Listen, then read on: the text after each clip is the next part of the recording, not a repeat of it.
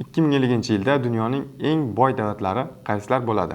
PwC va Goldman Sachs o'tkazgan tadqiqotlarga ko'ra, 2050-yilga borib dunyoning kuchli iqtisodga ega davlatlar ro'yxatida keskin o'zgarishlar yuz beradi. Hozirgi katta yettilik jiddiy o'zgaradi.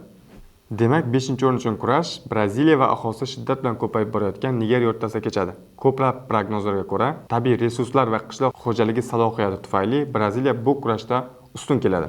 4-o'rin ko'pchilik uchun kutilmagan bo'lishi mumkin. Bashoratlarga ko'ra, Indoneziya, Yaponiya va Germaniya kabi gigantlarni ortda qoldirib, eng kuchli iqtisodlardan biriga ega bo'lishi mumkin. Bunga ulkan ichki bozor va faol sanoatlashuv sabab bo'ladi. 3-o'rin hozirgi gegemon AQShga nasib qiladi. U o'zining yetakchilik mavqeini yo'qotsa-da, kuchli uchlikda qoladi. Uning global iqtisodiyotdagi ulushi kamaysa ham, yuqori texnologiyalar, innovatsiyalar va aholi jon boshiga daromad miqdori bo'yicha baribir dunyodagi ilg'or davlatlardan biri bo'lib qoladi.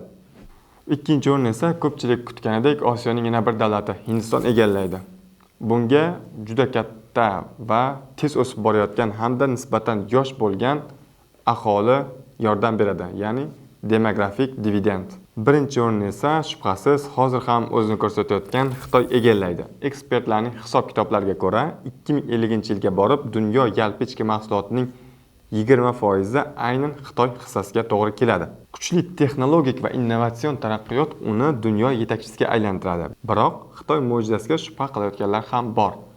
Ko'pchilik bu yerda siyosiy faktor nisbatan juda katta rol o'ynashini ta'kidlaydi.